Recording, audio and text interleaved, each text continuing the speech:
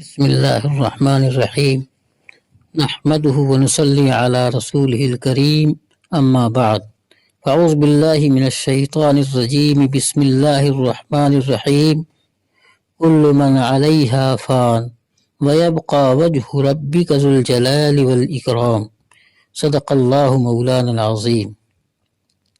میرے پیارے بزرگوں اور دینی بھائیوں، میری ماؤں اور بہنوں، پیاری بچیوں، السلام علیکم ورحمۃ اللہ وبرکاتہ۔ آپ کو تو یہ معلوم ہی ہے کہ یہ دنیا ناپائیدار ہے، اس کی ہر چیز ایک دن ختم ہو جائے گی۔ دنیا میں بڑے سے بڑے حکمراں اور بادشاہ آئے چلے گئے، بڑی سی بڑی قوت و طاقت والے آئے اور ختم ہو گئے۔ جنہوں نے اپنے ہاتھوں سے پہاڑوں کو تراش کے مکانات بنائے، قوم عاد و سمود، وہ بھی نہ رہے، سب کے سب دنیا سے چلے گئے۔ نہ کوئی باقی رہا اور نہ کوئی باقی رہے گا۔ باقی رہنے والی ذات تو صرف اللہ کی ذات ہے۔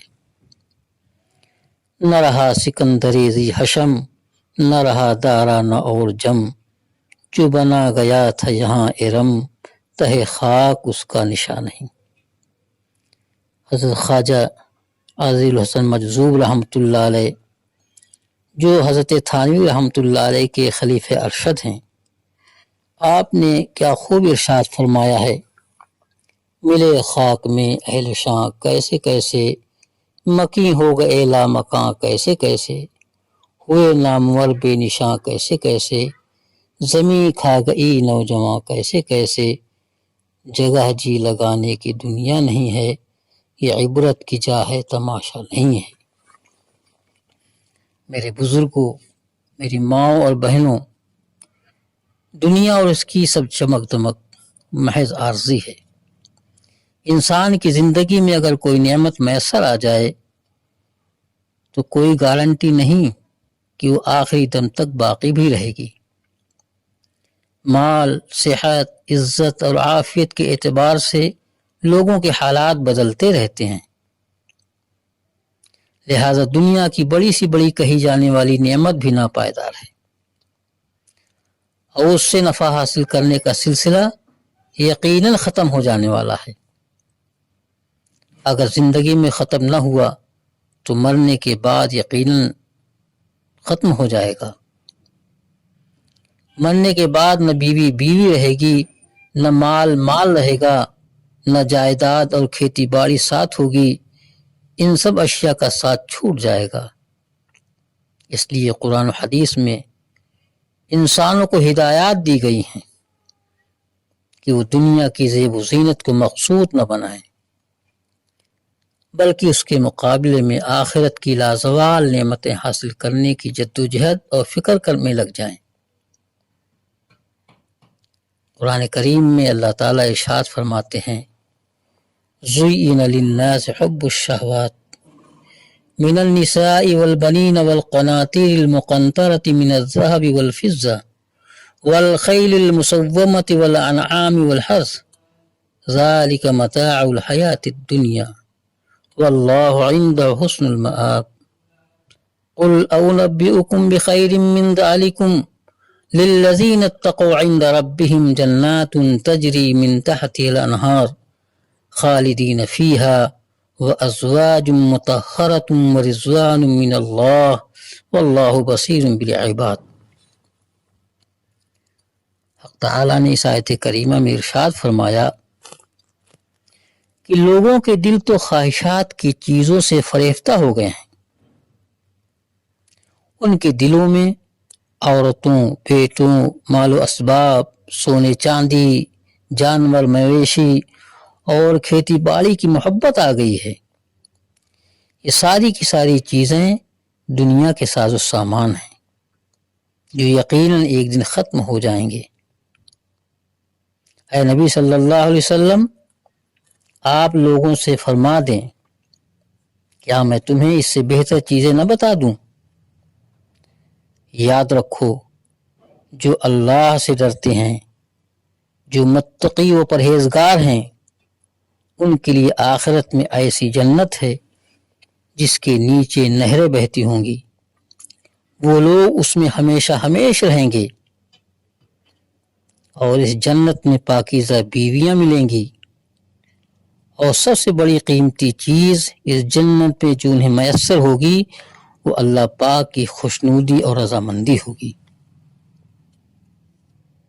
میرے بزرگوں، اس آیت کریمہ کا مطلب یہ ہے کہ اللہ تعالیٰ نے دنیا کے نظام کو قائم و باقی رکھنے کے لیے گو کہ ان اشیاء کو، ان تمام چیزوں کی محبت لوگوں کے دلوں میں راسخ فرما دی ہے، ڈال دی ہے، کیونکہ اگر ان چیزوں سے لوگوں کو دلی تعلق نہ ہوگا تو دنیا کی آبادی اور شادابی کے اسباب کیسے فراہم ہوں گے؟ مال کے حصول کے لیے جدوجہد کون کرے گا؟ صنعت و حرفت اور کاشتکاری کے شعبے کیسے فروغ پائیں گے؟ لہٰذا ان دنیاوی اسباب سے لوگوں کا تعلق نظام قدرت کے عین مطابق ہے، مگر اس تعلق کے دو پہلو ہیں، ایک پسندیدہ ہے اور دوسرا ناپسند ہے۔ مال میں انہماک اگر تکبر و غرور اور فخر و مباحات اور دوسروں پر ظلم و جبر کے ساتھ شامل ہے تو یہ بدترین غلطی ہے، لیکن اگر صدقہ و خیرات کے شوق اور لوگوں کے حقوق کی ادائیگی کے مقصد سے حلال کاروبار میں وقت لگاتا ہے تو ظاہر ہے کہ اسے برا نہیں کہا جائے گا۔ دنیا سے وہ تعلق جو انسان کو آخرت سے قطعاً غافل کر دے وہ منع ہے، اور اگر تعلق بقدر ضرورت اور برائے ضرورت ہو اور اس کی وجہ سے انسان آخرت سے غفلت نہ برتے اور اللہ تعالیٰ اور اس کے بندوں کے حقوق کی ادائیگی میں کوتاہی اختیار نہ کرے تو اس میں کوئی حرج نہیں ہے۔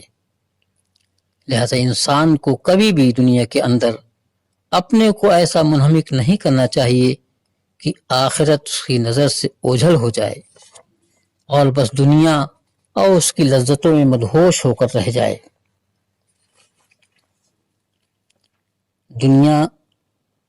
دنیا سے ایسا تعلق جو آخرت سے غافل کر دے، یہی تمام گناہوں اور معاصی کی جڑ اور بنیاد ہے۔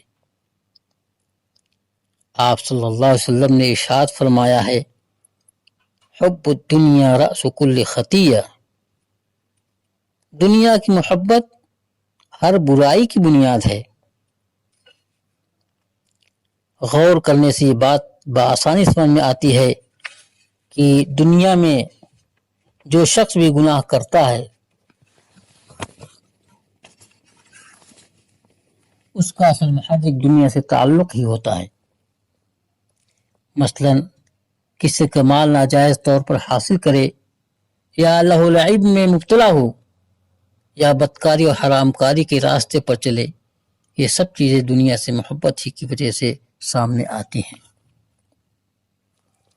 اسی بنا پر اولیاء اللہ کی شان یہ ہوتی ہے کہ ان کا دل دنیا کی محبت سے خالی ہوتا ہے۔ ایک حدیث پاک میں رسول اللہ صلی اللہ علیہ وسلم کا مبارک ارشاد ہے، اذا حب اللہ عبدا حماہ من الدنیا کما یحمی احدکم مریضہ الماء، جب اللہ تعالیٰ اپنے کسی بندے سے محبت فرماتا ہے تو اس کو دنیا سے اس طرح بچاتا ہے جیسے کوئی شخص اپنے مریض کو سردی کی بیماری کے وقت پانی سے بچاتا ہے۔ اس لیے کہ دنیا سے تعلق اللہ تعالیٰ سے تقرب میں سب سے بڑی رکاوٹ ہے۔ اسی بنا پر اللہ تعالیٰ اپنے خاص بندوں کو دنیا کی محبت سے پوری طرح محفوظ رکھتا ہے۔ میرے بزرگوں اور دینی بھائیوں، دنیا کی محبت دلی بے اطمینانی کا سبب ہے۔ دنیا میں رہ کر دنیا میں مدہوش نہ رہنا انسان کے لیے سب سے بڑا سکون کا ذریعہ ہے۔ ایسا شخص ظاہری طور پر کتنا ہی خستہ حال کیوں نہ ہو، مگر اسے اندرونی طور پر وہ قلبی اطمینان نصیب ہوتا ہے جو بڑے بڑے سرمایہ داروں کو بھی میسر نہیں آتا۔ اسی لیے نبی اکرم صلی اللہ علیہ وسلم نے ارشاد فرمایا، الزہد فی الدنیا یریح القلب والجسد، دنیا سے بے رغبتی دل اور بدن دونوں کے لیے راحت بخش ہے۔ دنیا میں سب سے بڑی دولت سکون اور عافیت ہے۔ اگر سکون نہ ہو تو سب دولتیں بیکار ہیں، اور یہ سکون جبھی مل سکتا ہے جب ہم دنیا سے صرف بقدر ضرورت اور برائے ضرورت تعلق رکھیں اور اللہ کی نعمتوں پر شکر گزار رہ کر اس کی رضامندی پر، اس کی رضا پر راضی رہیں۔ میرے بزرگوں اور دینی بھائیوں، میری ماں اور بہنوں، میری پیاری بچیوں، اس لیے عقل مندی کا تقاضا یہ ہے کہ آدمی دنیا میں اتنا منہمک نہ ہو جائے جس سے آخرت کو فراموش کر دے۔ ہر آدمی کو چاہیے کہ ہر وقت آخرت کے لیے مستعد رہے اور آج کا کام کل پر نہ ٹالے، بلکہ زندگی میں جتنی بھی نیکیاں سمیٹی جا سکیں کم سے کم وقت میں سمیٹ لے، کیونکہ پتہ نہیں کہ پھر یہ موقع ہاتھ آئے کہ نہ آئے۔ زندگی انسان کی ہے مانند مرغ خوشنوا، زندگی انسان کی ہے مانند مرغ خوشنوا، شاخ پر بیٹھا کوئی دم چہچہایا اڑ گیا۔ نبی پاک صلی اللہ علیہ وسلم نے ایک صحابی کو نصیحت کرتے ہوئے ارشاد فرمایا، اور اسی نصیحت پر میں بھی اپنی بات کو ختم کر رہا ہوں۔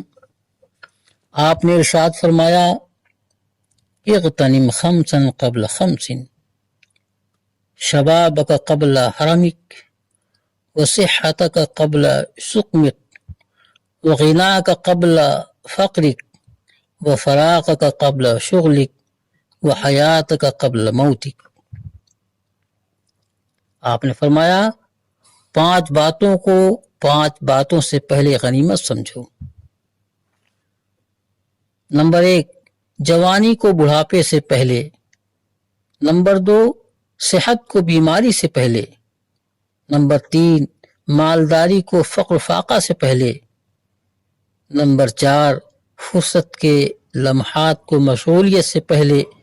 اور نمبر 5، زندگی کو موت سے پہلے غنیمت جانو، غنیمت سمجھو۔ اس حدیث پاک میں ان 5 اسباب کو بیان کیا گیا ہے جس میں مدہوش ہو کر انسان آخرت سے غافل ہو جاتا ہے۔ تو نبی اکرم صلی اللہ علیہ وسلم نے ارشاد فرمایا کہ یہ چیزیں محض عارضی ہیں، کچھ پتہ نہیں کہ کب ان کا تسلسل ختم ہو جائے گا اور بعد میں حسرت کے سوا کچھ ہاتھ نہ آئے گا۔